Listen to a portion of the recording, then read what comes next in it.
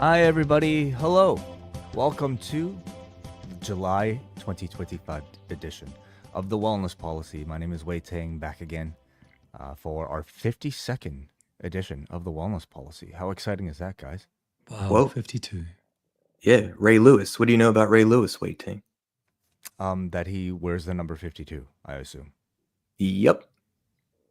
Wow. One What are the for- chances? Somebody I know. wanted to re-listen to every one of these episodes. They could split it up to one per week, and it would fill up a full year if you wanted to live your life like that. Yeah. I do want to acknowledge in the comments of YouTube already we have Draw Straws Raw saying one of my favorite shows, just recovering from part 1 of spinal cord surgery. Ooh. Can't wait for wellness. LOL. So Neil, a lot's riding on this episode. You Yeah, gotta- a lot of pressure. yeah. Well, we hope, obviously, the recovery process is going well. Draw straws raw, and we'll continue to do so. I also see we've got a new member. Sean, welcome. Yeah. Wow. Well, thank you guys for all of you Lot guys of for joining pressure. us. Yeah, especially Draw Straws Raw. Who I can't imagine what that sounds incredibly difficult, and you're only at part 1 so far, but we're wishing you all the best. Okay. Hopefully, listening to this will provide some form of relief for you for your day.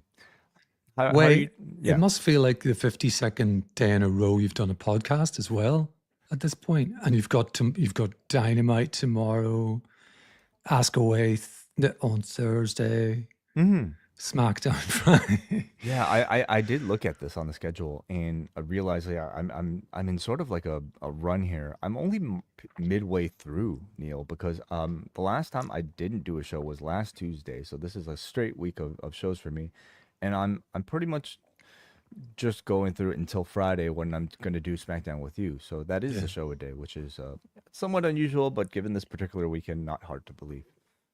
Sure. Wild weekend of wrestling content. Yeah, so it's a lot of me, unfortunately, but I'm thankful that the conversation will be somewhat different today than just watching and talking about wrestling matches. Guys, we're here to talk about the Players Tribune, and specifically 2 of the recent releases that it provided for the wrestling space as of last week. One an article, another a little mini documentary. Of course, the article is focused on Charlotte Flair, Ashley Fliehr, we should say, and the video talking about the Briscoe brothers, a topic which Jordan, you have a bit more intimate knowledge of than most. Jordan, you are actually the one to suggest talking about the Charlotte Flair piece first and foremost. But why did you decide to do that? Because so we typically schedule a personal chat one time, maybe a handful of days out before each of these episodes. In some ways, the spirit is to figure out what we might want to chat about on these episodes, but I think it mostly serves as an opportunity for us to just connect more personally and naturally, which then sometimes informs what we can chat about here.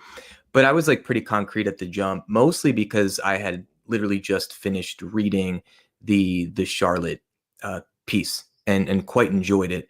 So as I was reading through it, and it's of considerable length in a good way, I'd argue, she touched on a handful of topics. One that I think are in line with the types of conversations that we tend to have on the wellness policy. Certainly the types of conversations I think we want to have on these episodes. And I always like if we can tie the discussion to wrestling in some way, given that that's the cultural sandbox in which we play here on the wellness policy. So I was very moved by it. I was very interested to even see how, if at all, this energy translates onto TV. And I literally just watched her match at Evolution minutes before we went live here. And it seems like it's working. So also knowing that a Briscoe piece was coming out, it felt like an obvious suggestion to kind of 2-in-1 it on the wellness policy. 2-in-1, yes, which is the name of the Briscoe brothers documentary that Players Tribune released in conjunction with AEW production. Let's focus on the Charlotte piece maybe first, and then we can talk a bit about the Briscoes. What were some of your first reactions to reading it, Neil? Um, Neil? because so I thought it was intense, interesting, humanizing, fascinating. You know, because you click onto a web page like that and see the sidebars, the scroll bar, and think, "Oh, this is a lengthy one. You know, is this going to capture my attention the entire way?" And it did. It was really well written. I kind of liked this. You know, I have a memory. Little sort of signposts that run through the entire piece, and just fascinating sort of to see. And this is an obvious thought, but that Ashley Fliehr is a very, very different person than the Charlotte Flair who we see on television.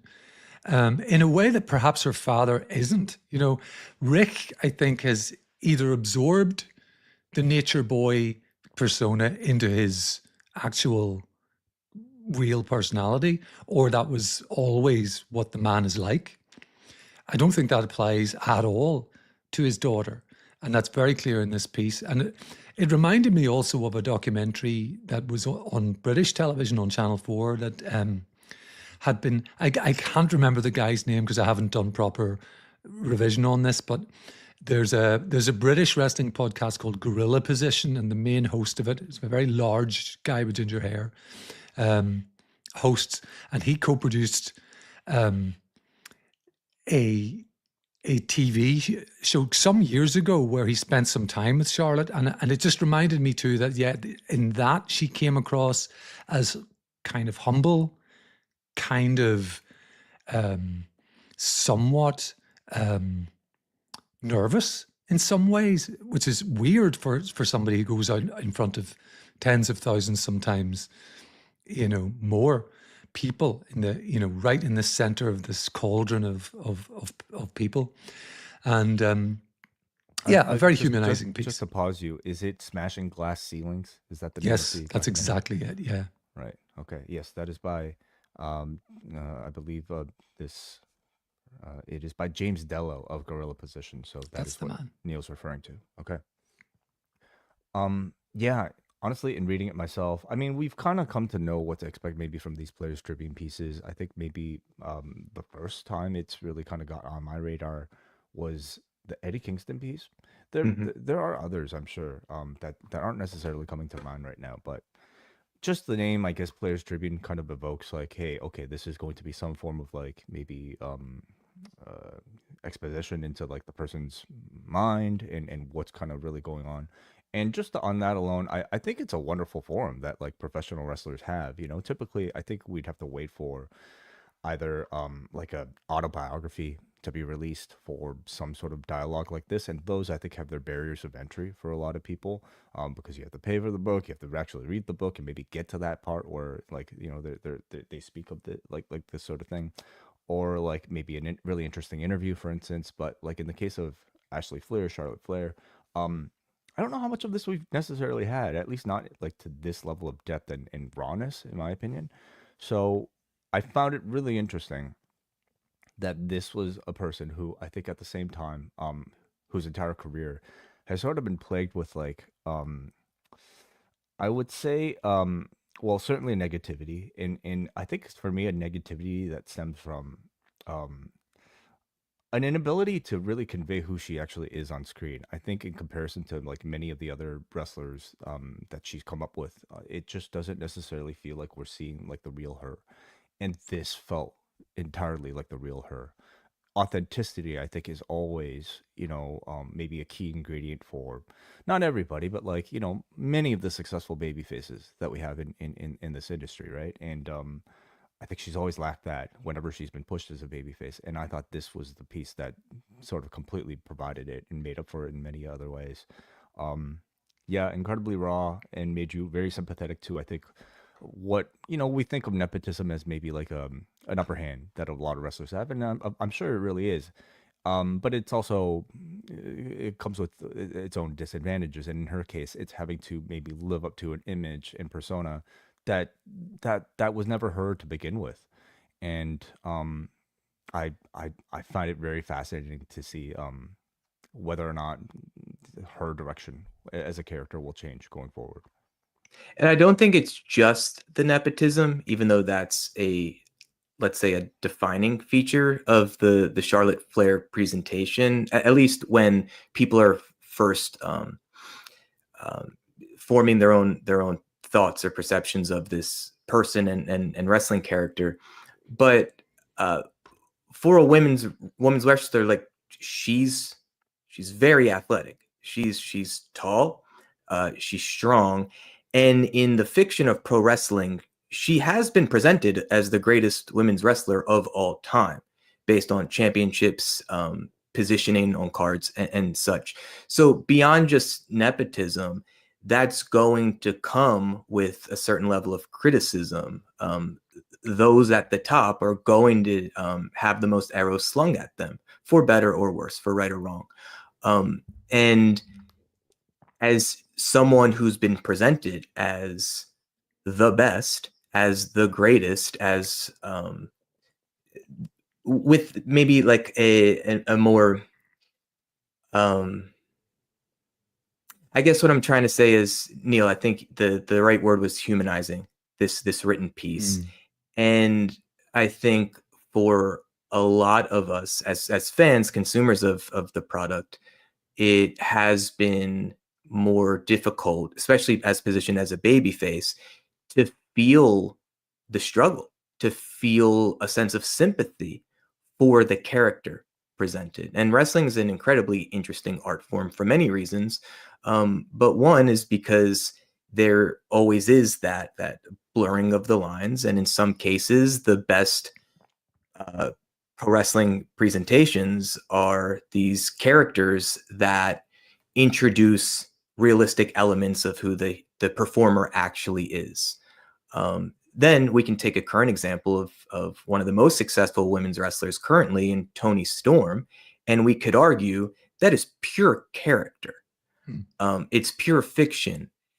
However, I think some might argue that the performance and what the human being beneath the character is presenting might feel authentic. Now, obviously, the accent, the language, the dramatic flares, pardon the pun, of Toni Storm's performance is obviously fiction, but there still might be this maybe harder to articulate feeling of human or emotional connection to the performer underneath the character. And I think my experience often of Charlotte Flair is I know she's playing character, sure, but I'm not really feeling this emotional resonance with the performer. I don't know if this rings true for either of you. Yeah, it completely makes sense. I mean, in the case of Toni Storm, I think that's a great example because I think definitely think you can argue that the timeless Toni Storm character feels more like her authentic self than whatever she was doing in the WWE. You know, in the brief time that she was doing like the punk rock or rocker, pseudo rocker type of thing, right? It felt like at that point in time, even like in the beginning of her AEW career, you can maybe suggest that she didn't really feel completely comfortable in that skin. She feels very comfortable in this skin, and I think as always, professional wrestling is at its best when some aspect of you is amplified, right, and exaggerated to an entertaining degree, and I think that's what this is. And Charlotte, take it back there. I mean, she basically was cast to play a female Ric Flair. And I think from reading this article, it explains why I never really felt that sort of bravado come out of her the way it's so naturally, it's really been defined by her dad. Doesn't feel that way for her. Agreed. Yeah. And I would say with Toni, for example, as Jordan mentioned, a completely fictionalized character. And perhaps it speaks somewhat to the creative freedom that an AEW performer has.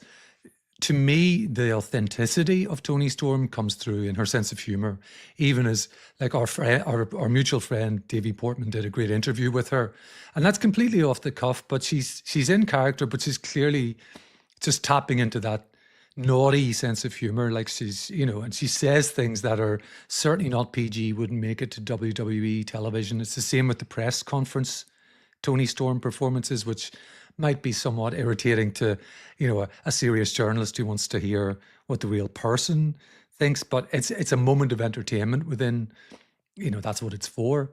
With Charlotte, how much of the real Ashley Fliehr comes through in that character? I would say incredibly little, right from I don't know whether the current mix of her, I just can't remember whether the current mix of her theme music still has that kind of bow down to the Queen line at the beginning before the sort of disco version of the Ric Flair theme plays. And that is the presentation. She's the best. She's better than you. She's more athletic than you. She wears this incredible getup. And she talks about all of that in the article. That, who walks down the street in an outfit remotely like this, and that, how am I going to be this? The name of the article is "How Am I Going to Be," or something like that. Charlotte Flair today, and I think the interesting thing for me is how do you babyface this character without a real overhaul? She got babyfaced by the crowd basically at Evolution. I think in large part because people had read this article or it in some way had got into the consciousness. I don't know how many people in that crowd had read the whole thing from beginning to end, but they certainly got snippets of it, for example, or, it had come into their mind that, hey, she's had a rough go. And she talks about some moments where it's been very difficult, so maybe it's just not the best thing to sort of just mindlessly boo this person because she's getting pushed or whatever. Yeah. It's been suggested that Evolution might have had a different makeup in crowd with maybe more women, and whether or not this Players Tribune article has directly affected that, or if it's the fact that like maybe there's always been a more sympathetic, voice audience for Charlotte that isn't usually represented at WWE events. I can't really speak to that personally myself, but I think we do have some bare facts about maybe the amount of hatred that a Charlotte Flair typically receives, because there was a recent online study conducted by Cryptomaniacs that did a little research across various social media platforms of various athletes. And they found in the case of professional wrestling that, first of all, professional wrestlers receive more hate from their fans than any other type of professional athlete. Now, when you consider that it's like this is, in many cases, a sport that's encouraging negative reaction, maybe you can assume that's part of the reason why. But I also assume that in the case of a Charlotte Flair, it's not all character-based stuff, because when we actually look at the list, she tops it with a 36.4% negative response in comparison to the next closest, which is Nia Jax. And really, when you look at this entire list, they are dominated by women. Okay, number one, Charlotte Flair, 36%, 35% Nia Jax. By the way, this samples 35,000 social media posts. 29.6% with Mercedes Moné, Soraya at 29.3%, Tegan Knox at 28.6%, and you have to go to number 6 to find the first male on this list, CM Punk with 27.9%, then Chris Jericho, Cora Jade. So just to me, like, in talking about some of the names here, how does a Tegan Knox, who barely ever got any sort of screen time on TV, attract this level of at least percentage-wise attention? A Cora Jade somehow making it onto this list too, so close to like a Chris Jericho and a CM Punk is also somewhat perplexing. But I mean, I think somewhat notable that it is a Charlotte Flair that is up here, and for somebody who I think we could say has been a good heel, but not to the extent that you would maybe expect this sort of treatment. Probably suggests that a lot of it is more than just the character that the audience is responding to. Yeah, and also it highlights this other reality for any public figure, and that's a very relative term. But even at an infinitely smaller level, we all know as people that are literally publishing these conversations in public platforms like YouTube, it opens us up to criticism, whether just or unjust, or constructive, or just purely in the spirit of being mean. These performers are very vulnerable to all of this incoming information. But information feels too clinical, like these personal and with emotionally resonant reactions, possibly like this assaults sometimes of just cruel hatred. And Charlotte or Ashley mentions in the piece that there's sometimes she'll look at this stuff, and I think for most at her level, yeah, I'd have to imagine that these are conversations that take place regularly amongst colleagues. Hopefully, there's some professionals within these companies that at least are brought in to perhaps consult talent on how to navigate their own relationship with public comments or criticism and things like that. But humans are human. And even if we can tell ourselves, well, this is some fucking loser who has no life, dwelling in a basement. If someone says, hey, your performance sucked, or hey, you look fatter or skinnier than you last did, or hey, like, go kill yourself. It's not so easy to just brush that off. Now, to each their own, depending on our moods, but especially if some of us as individuals carry some of these criticisms, whether it's about how we physically present or how good or not we feel we did our job. If any of these relative insecurities are being spoken, especially publicly, where you can assume others are reading it too, it may not be so much about who wrote and published these comments, but it might stir up our own insecurities within ourselves. It is a very, very complicated profession or just role in life to be a public figure. And what people like the Charlotte Flair has to navigate on a daily basis, beyond the many dozens of responsibilities just professionally, let alone in a personal life. The criticism of social media and the environment that's created, like, it is so significant, I would have to imagine. And it probably takes a fuck ton of discipline and intentionality to continuously evolve one's relationship to these platforms. Yeah, and it's not as simple as like ignoring your social media. Like, these are threats that I think now more than ever are making it out of the screen and into these people's personal lives, in their physical beings. We just knew about Seth Rollins and Becky Lynch's beach house being broken into. Obviously, everything going on, the stalker incident with Liv Morgan recently, Sonia Deville, and just countless others that I'm sure we never hear about because it just never makes the news that these people have to be, I guess, shielding. So I think we just maybe barely scratched the surface of like fully realizing how much of a different impact all of this is on women in this sport than others.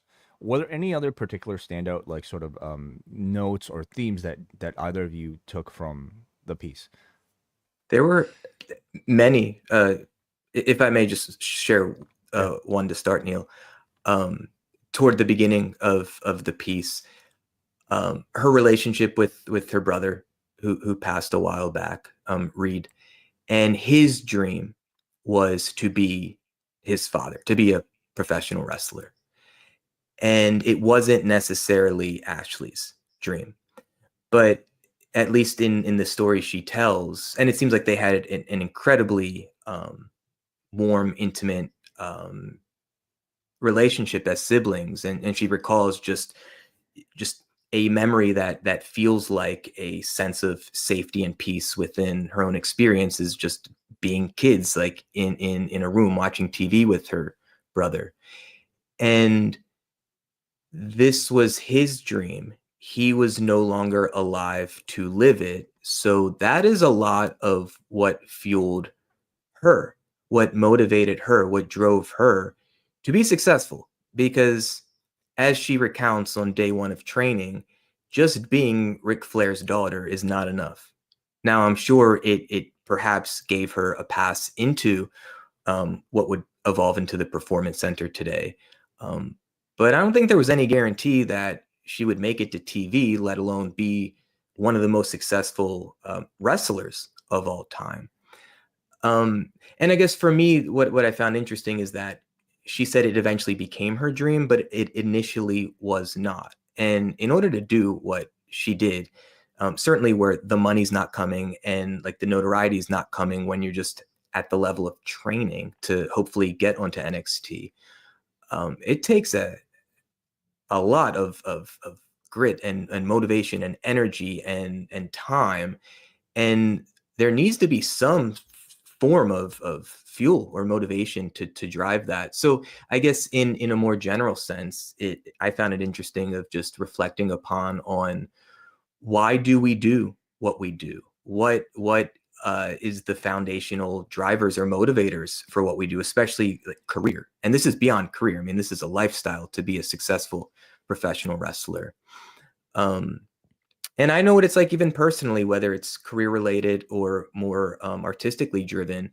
I know what it's like to be motivated most primarily from the spirit of desire and chasing a dream versus fear-based motivation or survival-based motivation, whether it's just to make money to pay rent, for instance.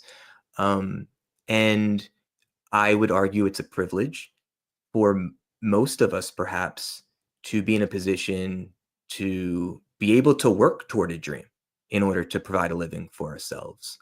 For some, it's much more complicated than that, just financially in terms of just social support and whatnot. But I did find that very interesting, that part of her journey was to achieve what her brother could no longer achieve. And not far into the piece, I think it was one of the nuggets of wisdom that I really appreciated. She developed the insight and generously shared that she realized in her own grief journey of recognizing that it may be less about living out their dreams as the best way to perhaps honor or mourn a loved one, and maybe more so to just honor the best aspects about who they actually once were. Or even the worst, right? Like Sure. just honoring the complete, version of what this person was, right? Like Yeah. scars and all. Yeah. Yeah, something I didn't realize until like deciding to have this conversation was realizing that this element of like grieving over a lost sibling is what unites these two pieces, right? Between Charlotte and Mark Briscoe. And they've kind of come out in their own different ways. In the case of Charlotte, like it must have provided great motivation for her entire career. And I wonder how she kind of like deals with it now, because she also expresses maybe some regret for not visiting Reid while she was on the road as a professional wrestler. And I don't know. I have to think like every time she puts on those boots, she probably thinks about it. And mm, I wonder like, I mean, she seems like she's in a decent headspace about it right now, but I also wonder if you can ever fully like resolve maybe that sort of thing. That was my thought on that subject, is that it's probably something that she can learn to cope with, more, and has done over the years. But as many people who've been through similar situations would attest, it's not something you ever fully get over, and something that people think about a lot. And clearly, Reid is still very high in her list of what's on her mind, because it's a big part of this article. And I was going to bring up that part of the sort of almost regret or guilt about not visiting, and she just basically admits that it was because she was having too good a time, really, at that period in NXT.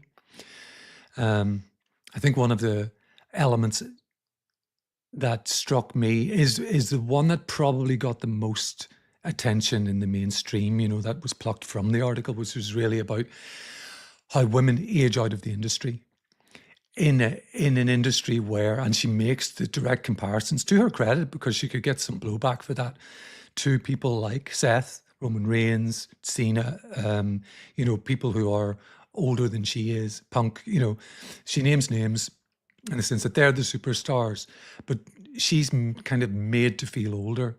And again, it's like, how many people on social media are telling the male stars, you look old, or things like that. It's this gender divide is very clear to see, and we know that wrestling is in large part, not for the most part, but a big part of it is that it's a cosmetic business. The women want to look their best. They've got their glam squad, their hair and makeup is done wonderfully and all of that.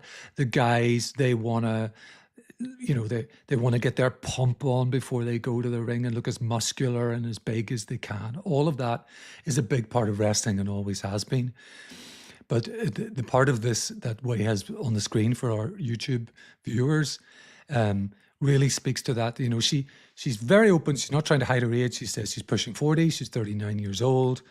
She's younger than Cody, younger than Punk, younger than 9 years younger than John Cena, etc. Says the rules are different for women, and that's clear. That's very obvious. And I did just want to very briefly touch on the fact that Mercedes Moné is up there. And it's something that I have really noticed, that I don't want to give the oxygen of publicity to certain, I'm just going to say it, like bad people, or you could say worse. But there are people inside the wrestling space with a following, with podcasts, with YouTube shows, who kind of make their bones out of being haters on all sorts of things. But Mercedes Moné has taken incredible flack from one or two people that I could put a name to, but I really just don't want to. And that seems to be how they get their super chats and that kind of thing on YouTube. And then just, fuck them, because it's a horrible way to want to make a bit of money or get clicks or engagement and all that sort of thing. Social media. That is about as heated as I've ever seen Neal Flanagan. I was literally about to make the same comment. This is the most on the side of anger I've seen, and rightly so. Bomb. Yes, well deserved. Yeah. Please continue. Yeah. Well, that's about it. Yeah, I just wanted to get that off my chest, I suppose, to a degree, because it's something that's very noticeable. If you're looking for it and you see it, it's there. It's very, very clear. And I am conscious that we are three guys talking about this. And maybe if we talk in a deeper way about body image and things like that in a future episode, then we'll certainly have a female voice. But yes, it's just something that had occurred to me. And just to throw in one more thing before I pass it back to you guys, these things can fly under the radar. Rhea Ripley posted it just in the past week, and it was just something I noticed on Twitter and took note of. A notice to the public to say, if you send fan mail to my home, it's going in the garbage. I'm not going to open it. Please don't. So these folks are exposed in a way. They might be making a lot of money there, but the kind of fame they have is different than that of a movie star, for example, who lead a more cloistered existence. Are the people that we concentrate on in wrestling, a lot of people know what town they're going to be in, so they're hanging around the airport. They seem to be able to find out where they live, all of this sort of thing. It's just too much. And yeah, Wai has the tweet up. Fan mail sent directly to my house will not be opened. It will be thrown out. That's all she said.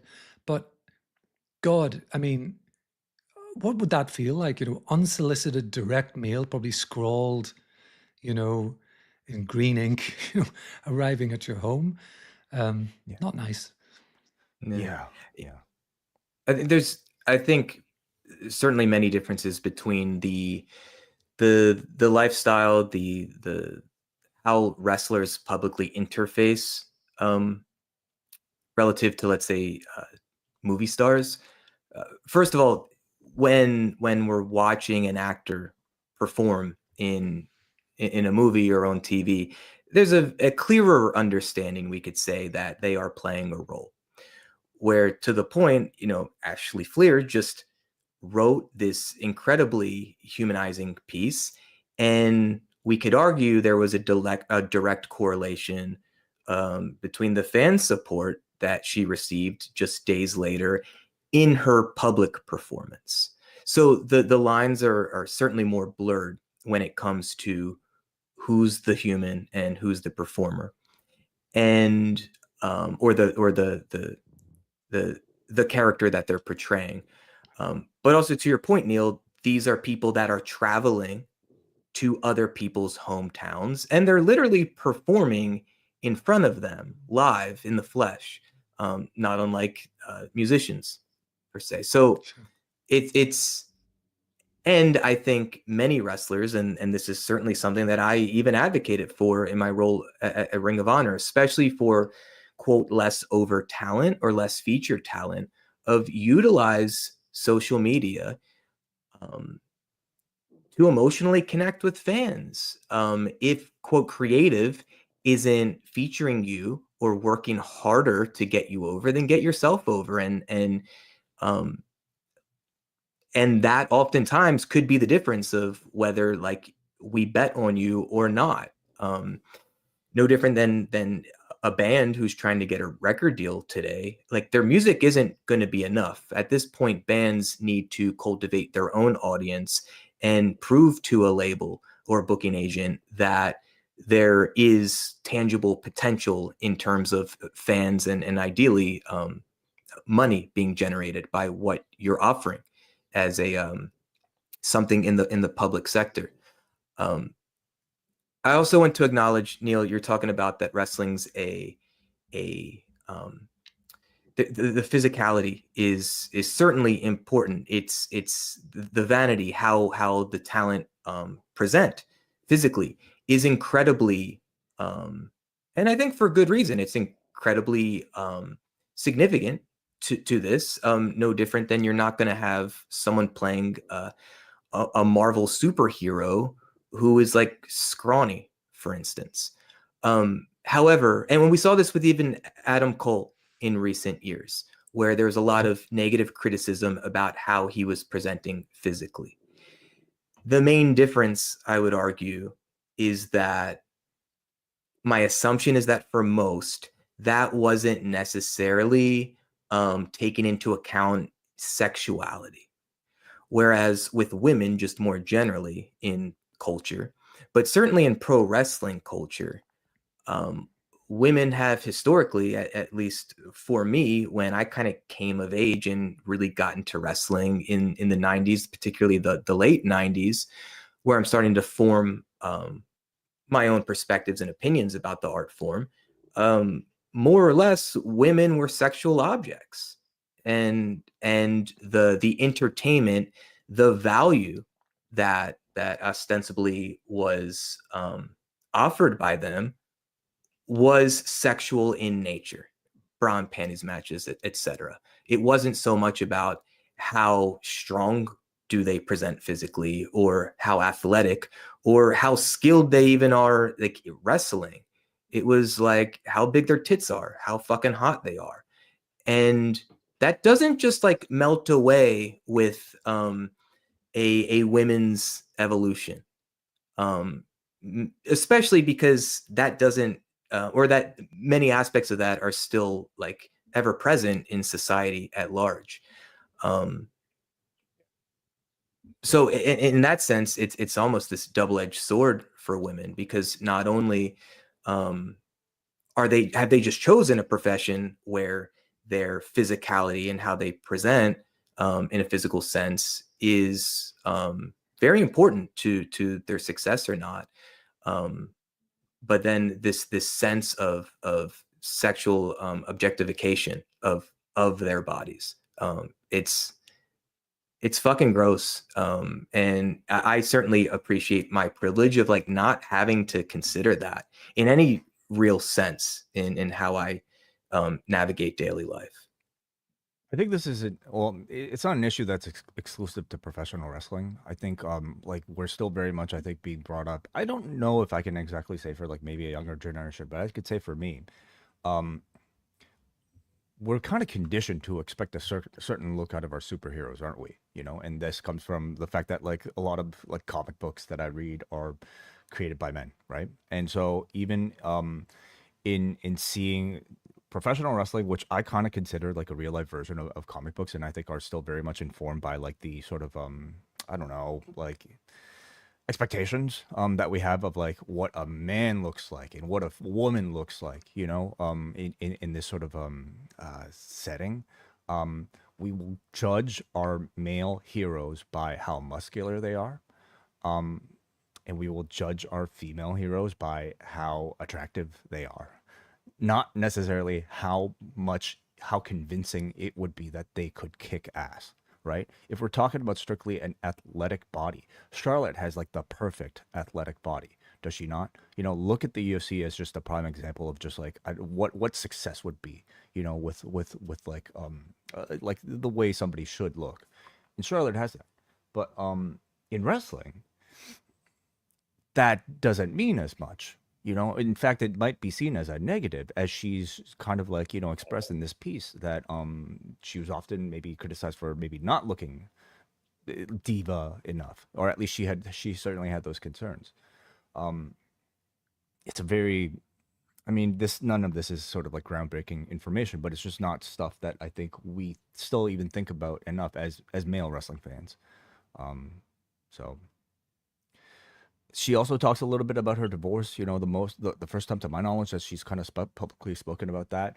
And I think most interestingly, she touches upon the very tense in-ring promo segment that she had with Tiffany Stratton in the build-up to WrestleMania, one that was sort of like one of the major talking points heading into that particular year. What made that so interesting and that entire build so interesting was just the sort of blurring of the lines of reality and whether or not this person actually knew about this beforehand and whether or not they actually hate each other. And at least from what Ashley Fliehr expresses in this piece, it caught her off guard, and she did not expect that to be brought up, and it hurt her, you know, which is, I think, what the intent was. I also think we have to, again, the rules of professional wrestling are so weird where like suddenly you could be on TV and this stuff just gets brought up and it's kind of normal because we're there to like create hatred. We're there to create like oohs and ahs. Can't believe he said this. Can't believe she said that, for the betterment of your job, right? That's super weird. And it's not like she has really the room to complain about that, because that's essentially like having this stuff exposed out to the world is essentially you doing your job. But she does express it here, and obviously you have to feel a lot of sympathy for her, you know, having gone through that, or having to go through that 3 times, and then having it made fun of you for the purpose of your job. I don't know if there's a way around that. I think professional wrestling is always going to like exist in this sort of like weird space where like people kind of have to. We're not even talking about the roast. She was also one of the more vocal, like in a very short amount of time, but that Tony Hinchcliffe roast where her name was brought up repeatedly, she just simply had a tweet talking about like saying what, like whatever, like almost just kind of like saying like expressing some distaste for like, you know, being the butt of a lot of those jokes. Yeah, any thoughts on that? I'm just kind of rambling at this point. No, I think. agree. Go Go ahead, ahead. John. Well, I was just going to add to it, it's not the first time she's put up with something like that, in the sense that I think 2016-17, something along those lines, there was a promo battle between her and Paige, Saraya, as is now, where it was kind of, wasn't there some line about like, it's no wonder your brother killed himself? There was something like as distasteful as that, or if not quite as on the nose. It was along those lines, which I know that Ric Flair certainly was very upset about at the time, and it just seemed like, you know, beyond the line, not something they would do today. But yeah, I can see Wai has brought up the tweet in the post roast reaction, which was just, I don't know. April 24th, 2025, 12:30 p.m. I don't know.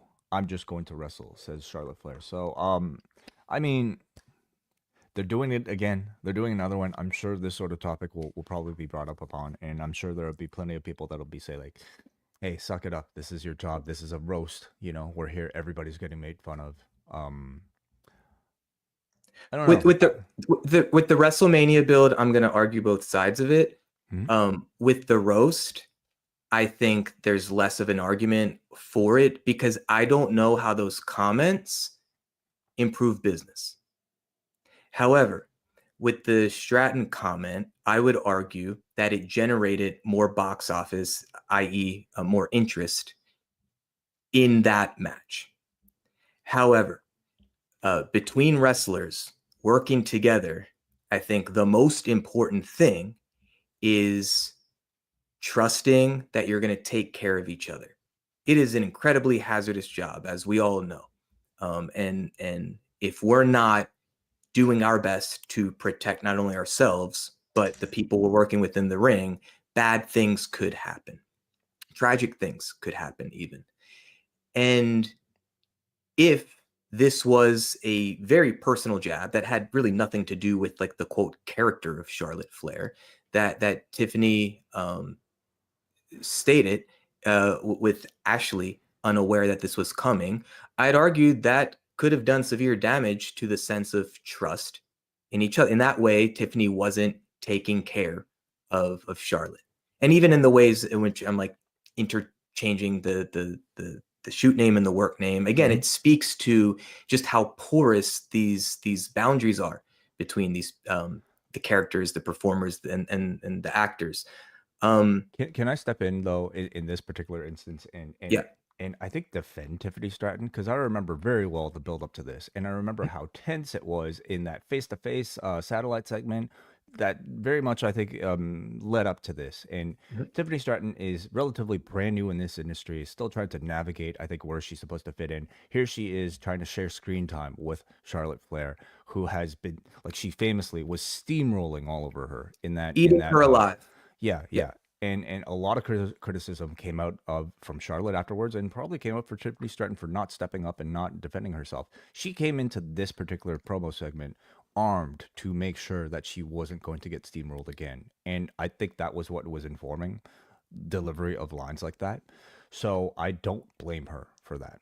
I also would be surprised. I don't know, of course, if someone in the backstage, a producer, a writer, wasn't saying to her beforehand, hit back with, giving her some ammo. I can't imagine this was a one-woman decision. So this is very reminiscent of another incident of maybe a promo segment getting too real in CM Punk versus Hangman Page, workers' rights, right? Yep. In that instance, I think you completely can blame. Well, maybe there's blame to be put on the performers, but you can also blame management for allowing to happen. And if there's anybody to blame for this, it would be management who probably encouraged a lot of this. So again, you ask, hey, was it to the benefit of the WrestleMania build? The answer is yes, unfortunately. And Charlotte, Ashley, maybe just has to kind of like suck it up because ultimately it is for the betterment of her job. Does that make it right? I don't think so. But this is weird. It's professional wrestling. But I wonder if behind the scenes, Charlotte was telling Tiffany, look, like, I'm going to step on your lines. I'm going to like hold your feet to the fire. So this is your time to, again, was she giving Tiffany the benefit of doubt or at least the heads up that this was her intention? I don't know. If that was not the case, then I could argue the same thing, that it would create a lack of trust and faith and safety in Tiffany's performance. And maybe it would be more defensible for her to have said what she said. And look, there's been far more harsh or let's say emotionally tough things that have played out in wrestling storyline. Like the first thing that comes to mind is Jeff Jarrett and Kurt Angle doing business together in TNA. That does not sound like a pleasant history shared between the two of them, but it seems like they were both able to work with the realities of their situation in order to make money together. No different than maybe Matt Hardy and Edge once upon a time. Mm-hmm. But again, how much is this collaboration of bringing tough reality into the fiction of professional wrestling with the objective for everyone to make more money? And how much of this is people going into business for themselves or taking liberties and not properly communicating or asking for permission? We're going to pivot to the Briscoes sooner than later. And I can only assume that if MJF or anyone else is going to bring Jay's name into the fiction, Mark knows it's coming and is okay with doing that. It's a great segue, Jordan. We spent a lot of time talking about Charlotte. Let's spend some time talking about 2-in-1, the Briscoe story. This is a documentary that was released in the same week for the Players Tribune. Charlotte promoting Evolution, and this one promoting All In. What did you guys think about the piece? Actually, Neil and I kind of had our chance to speak about it on the XL edition of Rewind to SmackDown. So let's hear from you, Jordan. Sure. So I watched this late last night, and the three of us had the chat on Friday and agreed to chat about this today on Tuesday. And I was watching myself avoid starting this. The runtime was kind of intimidating in that it was about 35 minutes. So, and I was expecting it to be an emotional experience watching this. So the 35 minutes felt a bit intimidating if it was going to be a tough watch. And I knew I didn't want to do this morning, especially before I start doing my work prior to this conversation. So I watched it last night, and what I don't know if in hindsight it should have been a surprise, but I think one of the things that I really appreciate about Mark and Jay and their extended family is there's like a level of ease that they can offer to someone. So as I'm watching this 35-minute piece, the initial minutes don't just jump into a car accident and a tragic passing. It just kind of introduces you to the family, and I was put at ease by the family, and that was something I guess was reminded of in watching this. And I think in large part it's why so many people who have had the privilege to either know them or to be entertained by them in through wrestling, I think that's part of the magic of these performers and this family, is that they all seem very comfortable in their own skin. They certainly seem comfortable in the community of their family. And at least for me, it made me it put me more at ease knowing what was to come in the 30 some minutes that I was going to watch. An incredibly tragic story, but also a ton of hope and a ton of optimism. I thought what was really striking was Mark and Jay's parents. I think it was them, may have also been Jamin's widow, kind of saying that obviously it's no one would want the daughters to have experienced such life-changing injuries.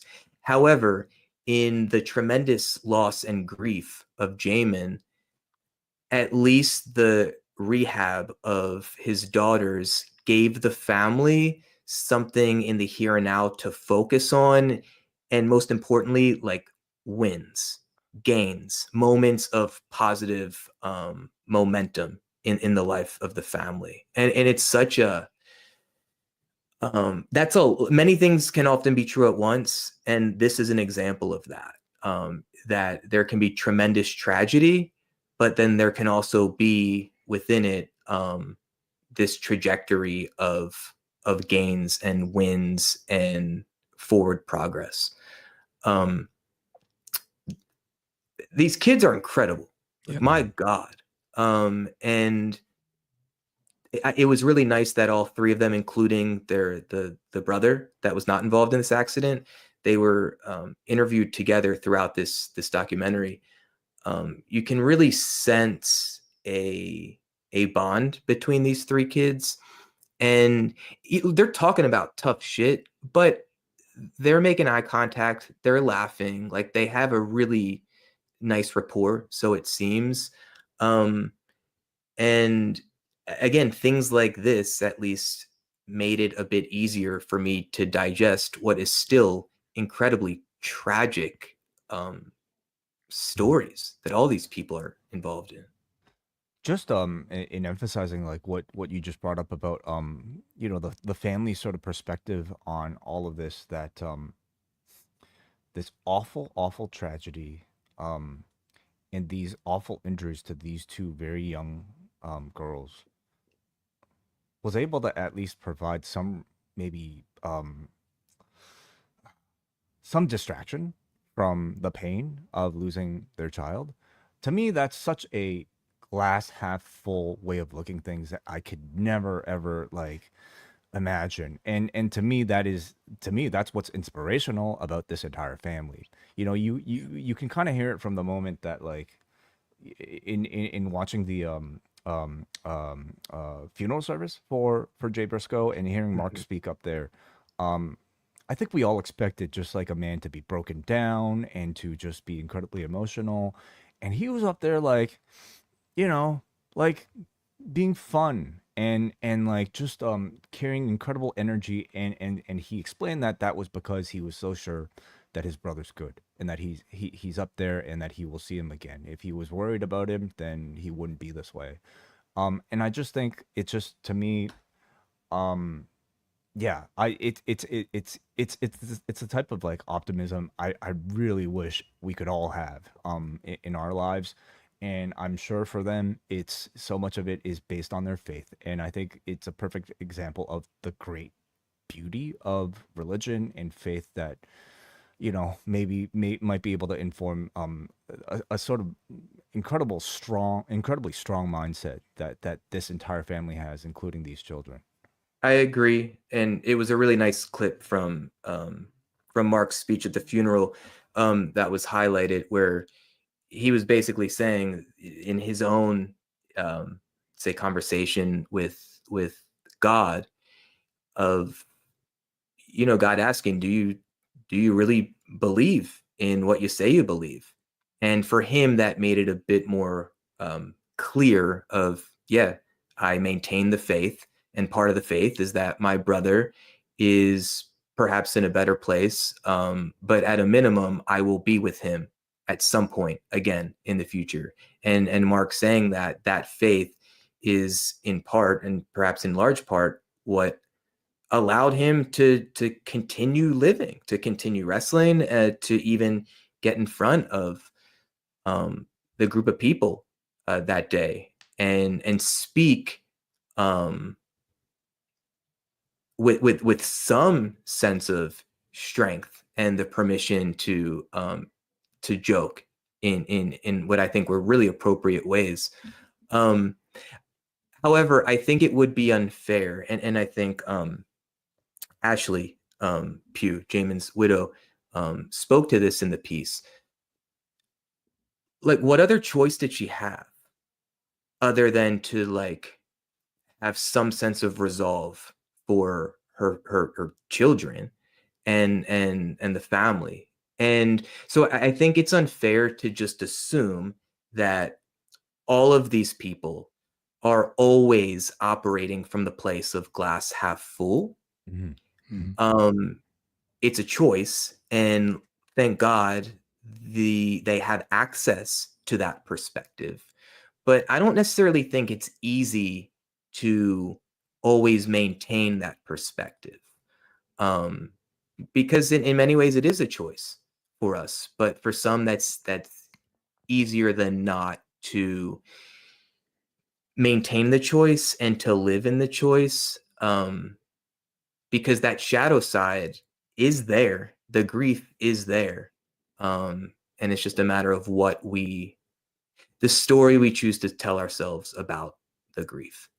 I mean, for the daughters to say, in a sense, it was, I'm paraphrasing, but there was a sense of gratitude of just being with their dad in his final moments. Not everyone would come to that perspective. Not at that age. No, Uh, no. you bring up a great point though, because it did strike me in watching this that like I think Ashley did represent maybe a counter to I think the like smiling face sort of expression that you kind of get from a lot of the family. And she was the one to really say like, you know, she's really sad that like he's no longer going to experience these moments that Yeah. these big wins that, you know, like all the children are going to have for the rest of their lives. And she appears to be very sad about that. And as the person who is now like the primary caregiver for these three children, having to really suffer the brunt of the consequences of this loss the most of anybody else in this world, um, you sympathize with her entirely watching this.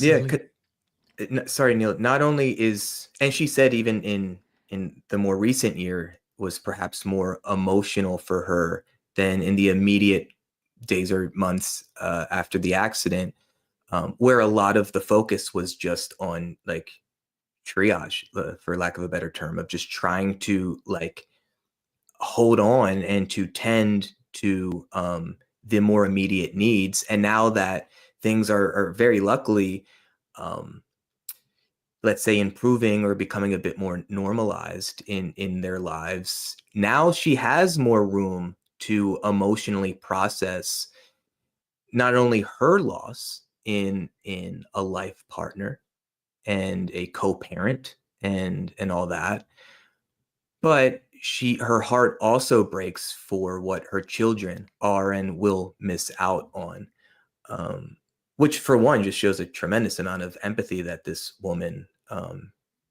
carries with her. Um, but also, I mean, I'm thinking about like their parents. I mean, Papa Briscoe, and a great a great privilege of just living in Baltimore. I was in many ways the right place at the right time when Ring of Honor relocated to Baltimore from a corporate perspective and an operational perspective. For a good while, almost every TV taping monthly was happening in Baltimore, and I went to many of those. And the Briscoe family, they're in Delaware, only a couple hour drive away from the Baltimore area. The family would be at these shows, and oftentimes Papa Briscoe would be a central figure, whether in a Briscoe storyline or just someone that the crowd in attendance would appreciate, would, you know, there'd be a spotlight on this guy and the family at large. And in some ways, the Briscoes kind of, for me, were kind of like the heart and soul of the culture of Ring of Honor, at least from this local level of the people gathering month after month to participate and to celebrate and to support this company. And to see him breaking down, you know, and Papa Briscoe, just like Mark and Jay, they very much portray and live this sense of masculinity. I mean, for God's sake, like "man up" is this catchphrase that they rally behind. So this idea of just quote masculinity and the toughness that comes with that. To see Papa Briscoe like openly weep in this one, I thought was like manly as fuck, but also just the heartbreak of having to deal with, and Jamin's mom articulated this, the loss of a child. Like that's not in one's plans, certainly. Yeah. And granted, you know, he was Jamin, a quote grown ass man with his own children, but you know, your baby's always your baby. And so for his parents, I mean, Jamin was one of their babies, and like just the loss, I couldn't even fathom just how massive and significant that is on a day-to-day basis. Neil. Yeah, I think it's a cliche that, you know, at this point that, you know, the phrase that no parent wants to outlive their child, but it's something that Ric Flair and Papa Briscoe have in common, in that they've both had to deal with that. And I don't want to, I was going to say liked, that's the wrong word. Had this been an entirely, we know Jay's in heaven, or Jamin is in heaven, and he's just fine, and it was all positivity, I think I wouldn't have reacted to it in the way that I did. To see these moments where his loss, the fact that yes, they have the faith that they will see him again, that he's in another dimension of reality. He's fine, he's whole, he's well. I think that's wonderful, and I envy it in some ways, because it's difficult for me to put myself in that kind of mindset. But while everyone's still here on planet Earth, he's not there, and he's missing for all these milestones in his kids' lives. And so to see his widow, Ashley, you know, voice that, and for Papa Briscoe to have these moments of just genuine sadness and grief, is also kind of affirming too, because I will say, and it's not for me to judge, but I remember watching the funeral and seeing Mark joke about you know, drawing a good house and all of that kind of thing, and I thought to myself, this feels like a guy who's coping very well, but surely there's the reality of the loss is maybe not quite hitting yet. I got that impression. It's almost unfair of me to say that. You know, I don't know the guy. I'm watching this on a internet stream, but he's felt almost too upbeat, you know, for at that point, and I sort of felt that's surely more. Surely the grief is really going to hit at some point, you know, and so that was part of the documentary that I appreciated too, which was those moments where genuine sadness, genuine grief, genuine sort of regret that he's not there anymore for some of these moments, made it all a bit more real. I'd also say that, you know, the 2-in-1 applies to the brothers for sure, but also applies to these two families, Ashley and the kids, and Mark and his kids. And so 3-in-1 really, if you want to bring the sort of the grandparents into it as well. And I feel like with his kids, it's more like well, there's like, 8 of them, yeah. God, it's like 30-in-1, you know. Yeah, Yeah. people there. But the fact that those cousins feel like siblings to one another, they voice that during this, you know, that group dynamic is kind of amazing, you know, that, and the strength that they all draw from one another was kind of inspiring too. Because if Ashley, the widow, was left to her own devices with her 3 surviving kids, God, how much more difficult would that be than in this extended family coming together to you know, just make sure they're there for each other. I think that's kind of inspiring. I think it's a lifestyle that I feel like is rare to see these days. At least like with, you know, maybe like people who live in a city. It's like my brothers live an entire, or my brother lives in Japan. Like he lives an entire ocean away, and I rarely see my nephew. In It's just like it feels like we're getting further and further apart. So to have this sort of like dynamic where everybody's still so surrounded by each other is, I mean, it's heartwarming to see. I am curious, like maybe, you know, to hear from you, Neil, if you have any sort of like interesting perspective on just the Briscoe brothers, sort of like themselves, because we are really not that far removed from their reputation being these sort of outcasts, like homophobic professional wrestlers that really had no place, certainly in any sort of mainstream setting. And now here we are speaking about them in this way. Does that give you any sort of different perspective? It does, because when you see them in a documentary like this, and I think people who know them, Jordan can talk to this much more than I can. He knows them. I don't. The overriding impression of this entire family is one of love. They exude love for one another and positivity.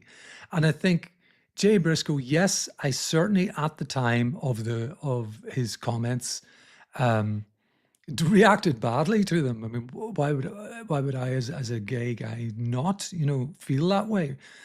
A regret for me is that what we didn't know was that he learned a lot from the backlash and went out of his way to kind of find out more. And Rick Abani talked about this at length in a post interview, which people can find on the website. And I just wish we'd known more about that, because they were on the outs with Warner's at that level. Tony Khan wanted to book them on AEW proper, and it felt like he wasn't allowed to until the worst had happened. And yet, in that intervening space of time, Jay Briscoe had been on a journey that we didn't know about. And I just feel like that's an incredible shame. And look, of course, I don't like homophobia, but I understand that it's part of life. It's out there. People are sometimes grown up. Sometimes people are raised with those views. Sometimes it all gets bundled up in other things, including the other side of religion. We've been talking about it as a greatly positive thing. I think sometimes, of course, it's not. It can be a source of division, up to and including wars. So, all to say, I understand that it's a reality. I'm old enough to remember in my part of the world, as much as I love my country, I love Ireland, north and south. The north of Ireland was once an incredibly homophobic place, where it was like "Save Ulster from Sodomy" was a mainstream political slogan. At one point in my very young, I don't remember this, but I was alive for it.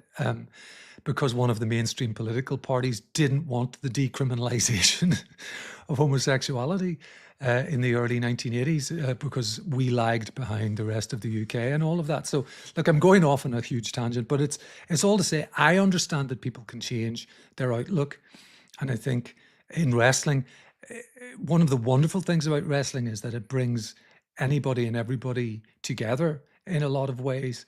And Jay had access to people who, I don't want to say taught him a lesson, but, sort of opened up his outlook and let him delve into the love part of his religion much more. I wonder whether he ever was really changed his mind that it was a sin or not, but I don't care.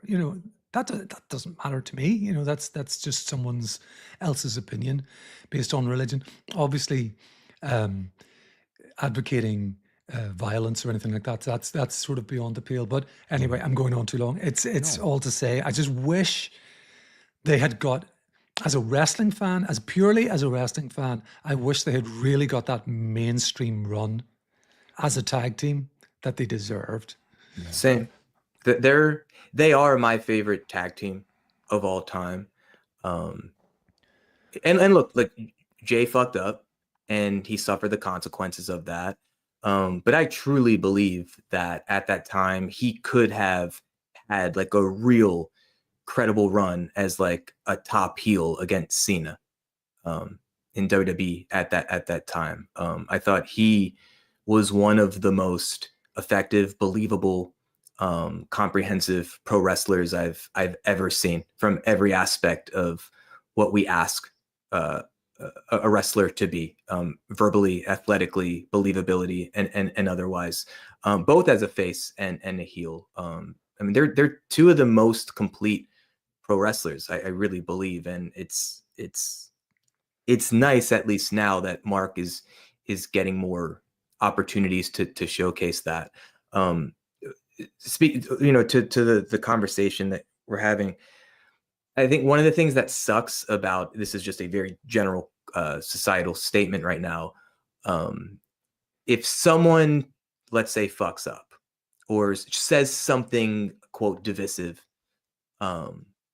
I think the response, and again, with social media, often you're going to get people that like pull further at each end as the ones by design. Yes. And so, oh, that person messed up. Let's like shove them in timeout for like they're bad. Forever. That's a bad person. Instead of let's talk about this. Let's see if there's any room for you to be open to a different perspective, and perhaps even come to the point of saying, my bad. Like if all the three of us, I know there's things that we have said in younger versions of ourselves that, looking back, we'd probably cringe. And a lot of that is just what was like culturally normative at certain times. In Jordan's case, it would be like 3 days ago that I would. Of course. At something like that. Of course, yes. Look, when I was at Ring of Honor, like it was buried in the merch website, but there was like an 8x10 or something of the Briscoes with Confederate flags on it. And so I was the one to be like, no, like not good for many reasons, but I think ultimately for business reasons, that's not good. Let's not have that. But there are many instances just in pro wrestling culture of that. I actually just discovered this a couple months ago. I still got the whole WWF Wrestling Buddies collection in the basement. Big Boss Man, there's a Confederate flag on his sleeve. This is a children's toy from like 1990. It was part of his outfit. Yeah. Mm-hmm. So as a society, and again, there's plenty of people that would disagree, let's say, but I think the collective agreement is like, you know what, maybe that's not okay now with what this represents. And respect to Cody, this is in private, but is once at a show, and I think a local wrestler that came as crew, like I think had some sort of Confederate flag or imagery on their t-shirt, and in front of everyone, Cody was like, no, and that guy's shirt was turned inside out or given a Ring of Honor shirt or otherwise. And it takes people who are bold enough to say, no, this is not okay. And then it takes people who are mature enough to engage in conversation about that. I don't know exactly what happened to that, let's say, local talent that day. Maybe he was told to go home and never come back. I don't know. Or maybe there was an opportunity for him to be smartened up as to why that would not be professional. And then it would be on him to have enough humility and emotional capacity to maybe be open to a different perspective on a certain matter. Me knowing Jamin, I fully believe that he was very open to different perspectives than maybe he once knew. And a part of that is just based on how I saw him interact with all different types of people and how generally just kind and like warm-hearted he was to all people, colleagues, day one, people like me the first time I met them, and fans as well. It's truly not like hyperbolic for me to say, like, one of the greatest honors of my experience in wrestling was just getting to know these guys. It was, I may have shared this when John and Brandon invited me to chat a couple years ago about Jay. But my third day on the job, I was with the Briscoes. They came to Baltimore to be talent for Joe Koff, the late COO of Ring of Honor, who was with about 30 younger salespeople working for different TV stations throughout the country. And Joe's job was to teach them how to generate sales revenue for their local affiliate. And Joe would always bring in talent to introduce these young salespeople to Ring of Honor, and for many of them to introduce them to pro wrestling. Just giving them a better understanding of this is what Ring of Honor is, and perhaps this can help inform me trying to get local advertisers to pay against the ROH program. And so third day on the job, and Briscoes are day one with Ring of Honor. At that point, almost 20 years, and again, this was my first time working in wrestling, at least in a legitimate way. And within minutes, they kind of treated me like a friend. Like they didn't have this posture of this kid has to prove himself. This kid has to earn his way into the fraternity of pro wrestling. We were watching like a recent clip when Kevin Owens headbutted Vince McMahon, and like the three of us were just like laughing as fellow wrestling fans, as the three of us are. And that meant the world to me, because I knew going into a wrestling company at that level, and especially as someone who didn't come up in pro wrestling, let's say, that it would potentially be a tricky thing for me to navigate in like a social political type of way. I present younger. I present as office. I don't present as someone who comes from wrestling. And as soon as I realized that Mark and Jay were good with me, that relieved much of my potential anxiety, because it was like, you know what, if anyone else on this roster has an issue with me, then like, and even more so Jamin, because he was kind of the more or less the leader of the two. Like if Jamin's good with me, then like I'm good, because he very much was a locker room leader. And especially at that time, it was two distinct locker rooms, the Bullet Club and everyone else. So to kind of know at the jump, all right, Jamin's good with me, Cody seems good with me, then like I'm good, and I'll have a much easier time navigating the work that I've been hired to do here. Jay and Mark really, really put me at ease, and that meant such a ton. 3 days into this job where it felt like I'm jumping off a 100-foot cliff into a very deep ocean. And even just small things, man. Like I know they've changed it now, but if people still remain on Facebook as I do, if you want to wish someone a happy birthday, all you have to do now is just click one button, and it's this like pre-written thing. But like Jay would always do that, and it was clearly written, because one year it might be, happy birthday, bro, and the next it might be happy birthday, my man. But just the fact that someone like Jay, even me not working with him anymore, would just take the couple seconds of intentionality to offer that to me, I think that was just one example that speaks volumes about, it wasn't just about I was working with him so I could be of value to him. It's just he genuinely gave a fuck about me as a person, and that's really what I'm looking for in my experience here, whether we're working professionally or otherwise. And the loss of him is so tremendous. And if we're looking at bright spots, then you can't find a brighter one than Mark continuing to live out the legacy of the Briscoe brothers.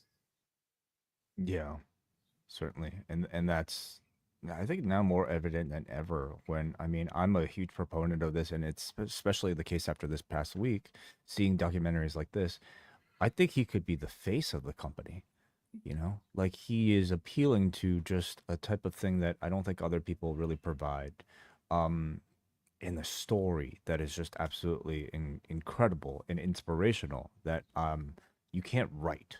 Like he's actually living it, and I think he's got it, man. Let's go to a call here. We got a call here from Corey who wants to chime in. Hey, Corey, how's it going? Hey, all. Hope you're all doing well. Hey, Hey, Corey. bud. Doing well. Thanks for calling, man. Yeah, of course, of course. So I can't really speak to the Briscoes documentary because I haven't seen it, but I did read the Charlotte article. I have a lot of feelings about that.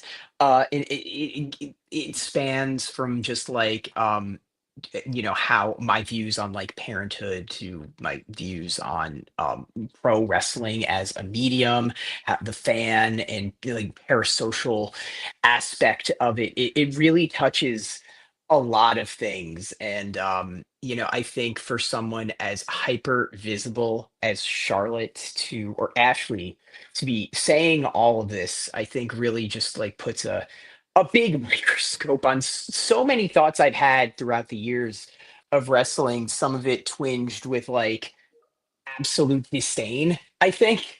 Um, I I'm trying to find the best and most elegant way to word this. Professional wrestling exists in the world of fantasy. It is fictional. It is not real.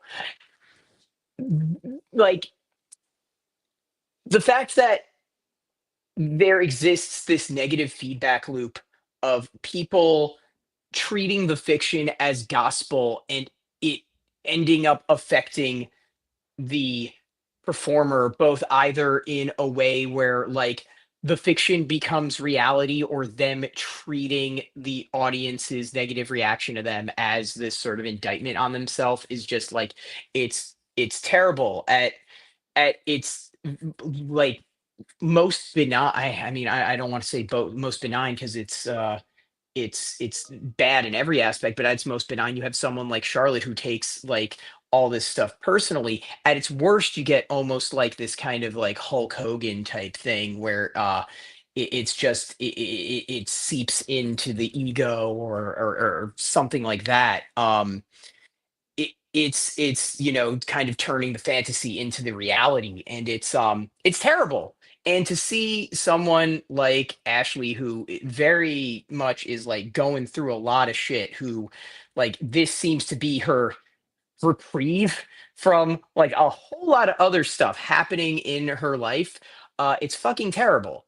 It's absolutely terrible. The conversation about Charlotte has always been, I would say, critical at its most charitable, and absolutely putrid at its worst. I mean, Vince pushed her incredibly hard when she came to the main roster. There was that moment of time where she and Sasha exchanged the belts so many times over a very short period of time, in my opinion, to inflate the value of the belt in a short period of time, giving it X amount of title reigns. But because of that, people sort of created this narrative of Charlotte being, a Hogan type figure. And we've seen that play out so many times with so many women in particular. The idea of like this woman being either a stiff worker or goes into business for themselves, and I feel like that conversation about specifically women's wrestling always seems to be much more harsh than towards men. And I don't know if that's because it's sort of this new phenomena for a lot of people for women's wrestling to be under this larger microscope. But I mean, Charlotte and Nia Jax, I would say, are the two figures that probably get put under the most scrutiny. Um, it just fucking terrible. And every time she comes back, and I mean, she even says it herself. The first thing will always be about her appearance. The first thing, and it fucking sucks, man. Like it really fucking sucks. Mhm. Yeah, and I mean, like And then you have the Tiffany Stratton situation, which I think is the example of sort of the fiction and reality blurring together in a way that, like, yes, Jordan, you're completely right. It was good business. I think it made the match more interesting. I also fucking hate that it made the match more interesting. Uh, I I don't know. I think the blurring of reality with pro wrestling at its best can make it like super compelling and in a lot of ways very endearing, but at its worst it feels like almost voyeuristic and like disgusting. Um, you guys brought Matt Hardy and Edge up, and I think the biggest piece of collateral damage from that angle was Lita. Like, For sure. I mean, the kind of shit that would get hurled her way was just fucking terrible.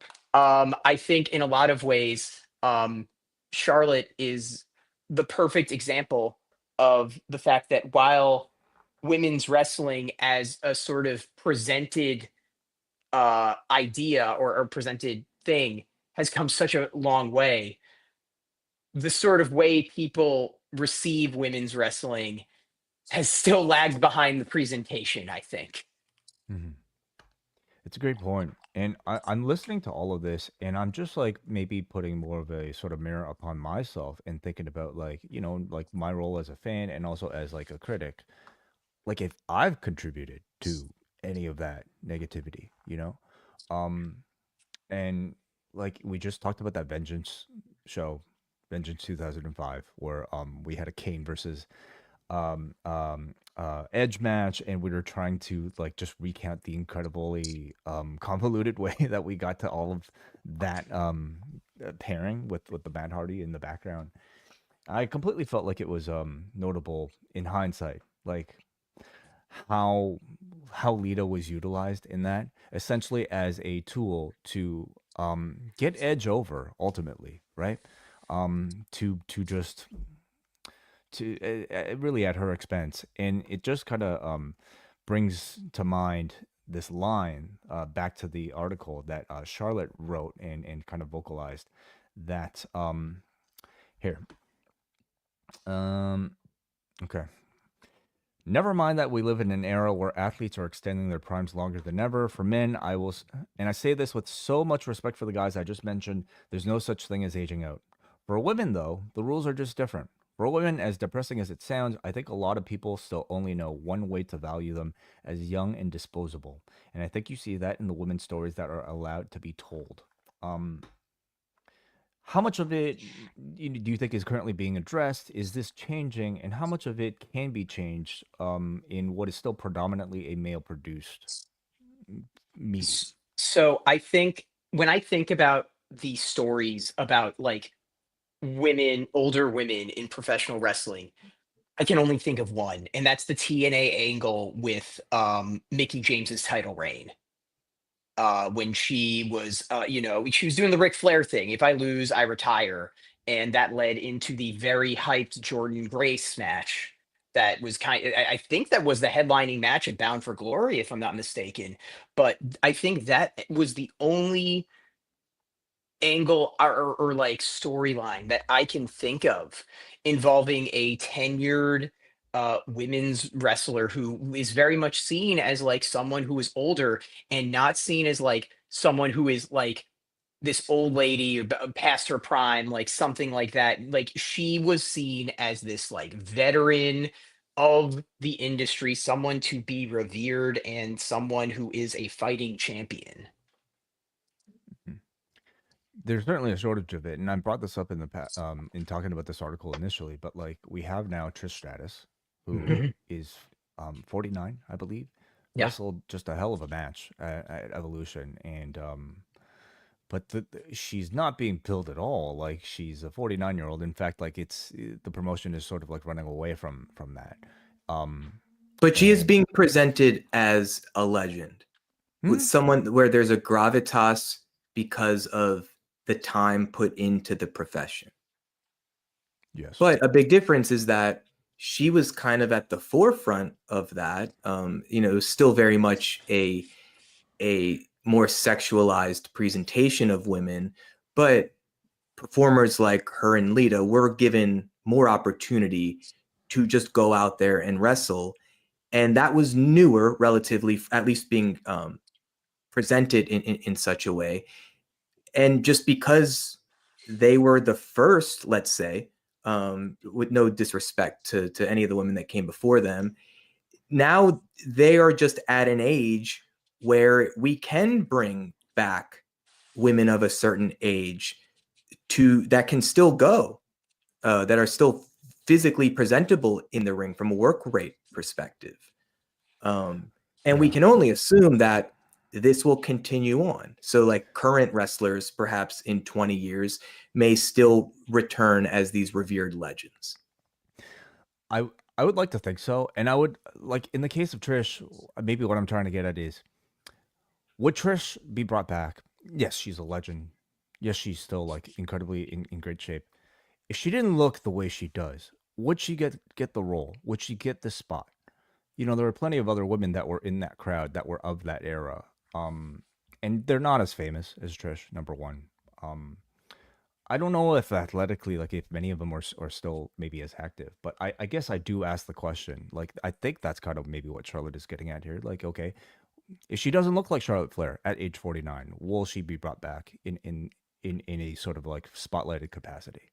Yeah, I think that's a story that's yet to unfold, isn't it? You know, as the current crop of top talent begin to age, like Charlotte and Becky and so on, in 10 years' time, are they still in WWE or have they been jettisoned to put it bluntly, you know, traded in for a younger model, you know, somebody from NXT? Is that's certainly what used to happen? Is that what will happen as we go forward? I mean, that's we're going to have to see, I guess. Whereas, you know, someone like an AJ Styles or people who are getting up there still have a very clear-cut role.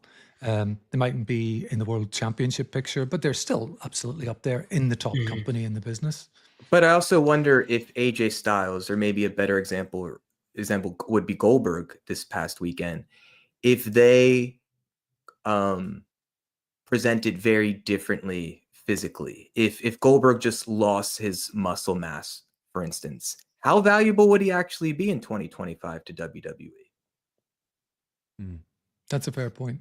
Yeah. With AJ, I'm sort of using him as an example of someone who's still active. You know, he hasn't retired and being brought back as a legend in the way that Trish is. I don't think, you know, going to the Mickie James example that Corey raised, I can't think of other examples of women who maintain their active career to that level. And maybe we'll just have to see whether that happens. Yeah, Even as a male, Moolah and May have been brought up in the chat as a joke, in fairness. But yes, they were active in their 80s, I think it was. I think there's still a lot more room to be allowed to look old, you know, as a male wrestler than there is for a female wrestler. Sure. Absolutely. Like a CM Punk is aging in front of our eyes, and I think it just kind of makes him look a bit more haggard and even somewhat fitting for, you know, whatever he's supposed to be. We're not expecting him to look young, right? And maybe, you know, again, it's more of this is not just a wrestling issue. It's like, you know, it's a Hollywood issue. It's just a societal issue. Oh, right? yeah. But I guess, it's interesting to think about it in the context of pro wrestling. Yeah, you look at Hollywood's a great example. You just reviewed F1 with a 61-year-old Brad Pitt, who's still a heartthrob to a lot of people. Clooney is, I think, even older than that, 64 or so on. When you look at the female side at that age, you know, you're really having to look to absolute legends who are at the very top, like a Meryl Streep, who's, you know, regardless of gender, has to, you know, to be in that spot is one of the best actors there's ever been. You know, that kind of level of talent. You don't see too many what they used to call starlets, you know, and that itself is kind of a very gendered term. You know, getting up into the age of 60s and so on and having a storied Hollywood career. So yeah, in entertainment generally, I think it's a All thing. you have to look at is Brad Pitt's contemporaries, like when he was, I don't know, when he had an active career starting from what, like the late 80s or like early 90s, and how many of them are, headlining major motion pictures. Yeah. Yeah. Yeah. Um, there was one other thing from the article I wanted to bring up, and that was the one part that broke me, and that was the very end. Charlotte talking about Mm, her fantasy, right? Like the way she imagines her idealized life. Um, I've been going through like a slow motion crash out over the last 2 months, and like I know the feeling of just like being at like feeling like you're at the fucking bottom and like you're laying on your couch and you're just empty and your mind goes to like a warmer, more beautiful life that you can only imagine like in the depths of your fucking soul. And I can tell like her conviction with it because of the amount of specificity she goes into it. The idea like I'm going to buy a bus off Ronda Rousey. My children that I don't have are going to be there. The nights and yeah, you have it right there. It's so specific and that level of specificity like that comes from someone who truly wants something from their life that like they ache for, like it's aching, like it really is. And it's fucking heartbreaking to read. Um, you know, I and like I said, the article touched on a lot of things. And one of them is like the way I view parenthood, especially kind of in 2025, and the sort of expectations of like a person having a family. I'm in my mid 30s right now, and I'm sort of having that reckoning myself. I've always told myself children is not really a thing I can't imagine myself ever having. And I do think that it takes a certain level of soul searching to come to that conclusion. Um, the world has enough, like has a bunch of deadbeat parents. The last thing anyone needs is like a reluctant parent giving their kid trauma or whatever. Um, but like for someone like Ashley Fliehr, who seems to want nothing more than to nurture children and give them a fucking life, and like how hard she has tried to like conceive a child and every hoop that she has had to go through, down to the point where she ends this article of like her idealized life, like that just fucking broke me, man. Like it really did. yeah. And can you imagine going through that fertility treatment, everything she has, and then having her divorce be brought up on national television as part of her job to be used against her? How how crippling that would be, you know? It's it's what makes all of this, I think, so much It more uncomfortable when you're thinking about it from this perspective, it, knowing it is what's the going through kind her of head. shit. It's the kind of shit that truly makes me hate pro wrestling. Like honestly fills me with like utter seething hatred. And yet it's her willingness, her um, choice to share this experience in a public way that might be the thing to help a fan base emotionally bond with her. Hmm. Yeah. Absolutely. Thank you, Corey, as always, for Of the course. call. Always appreciate it. Have a good one, guys. Much You love, too, Um, Corey. Corey. Thank you. yeah,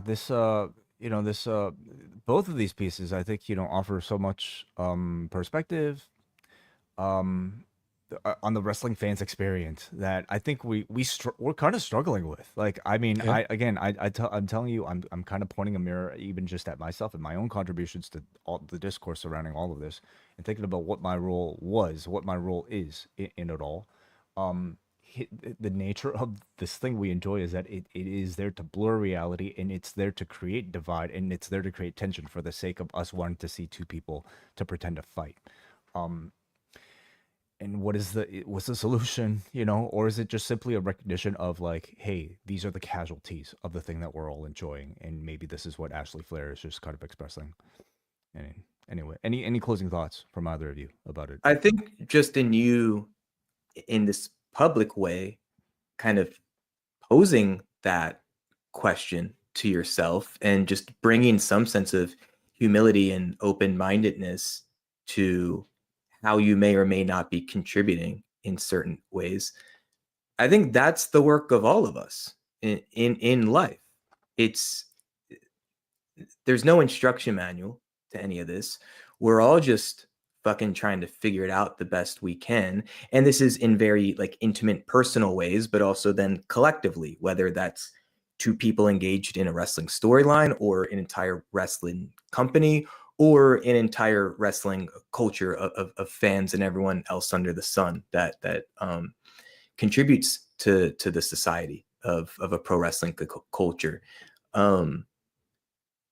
Hopefully the North Star is continual progress, pardon the pun, evolution. I think the Briscoe family, the Pugh family, demonstrated in certain ways how they are best dealing with the difficulties of what it means to live life in relationships to other people, let alone having to navigate our own selves. And yeah, that's just, look, I appreciate what you're saying, Wai. I think there's a lot of humility in you just saying like, what do I contribute? And I think all of us can do that in all the different ways in which we contribute to life, whether it's in a professional sense or in a very personal sense.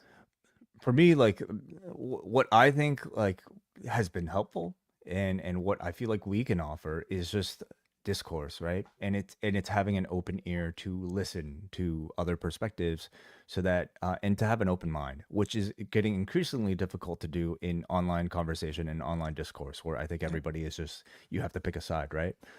Thankfully, like I hope that there are still forums out there like a podcast, or maybe something a bit more long form, where we can get into the nuances and talk about maybe the difficulties of like navigating these things, whether it be with the way that, you know, female wrestlers are being treated, or in the case of like Jamin Pugh and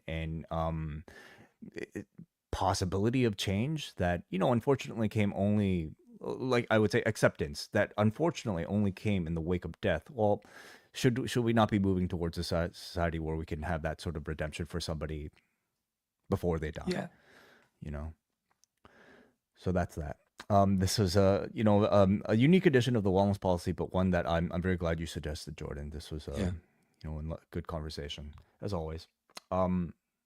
We don't know what we'll be talking about next month. I mean, maybe something else will drop, and maybe that'll spark our interest. But as always, we want to hear from you guys. We want your suggestions about topics that we may be able to potentially cover on the show. Discord, postwrestling.com/Discord is where you can always leave a note for us. You can also find us on social media. I am at Wai0937 on Blue Sky. He's at Neal Flanagan on Blue Sky, and Jordan is at Miles Davis on Blue Sky. As well. Thank you, everybody. Appreciate you guys being here. Those of you listening live over at YouTube, or also after the fact on the Post Wrestling Cafe feed. These shows are available for free every single month. All you have to do is just go to check out the archives, sign up to become a free member at postwrestlingcafe.com, and you can get these in your inboxes. So till next time, take care. See you next time on the Wellness Policy.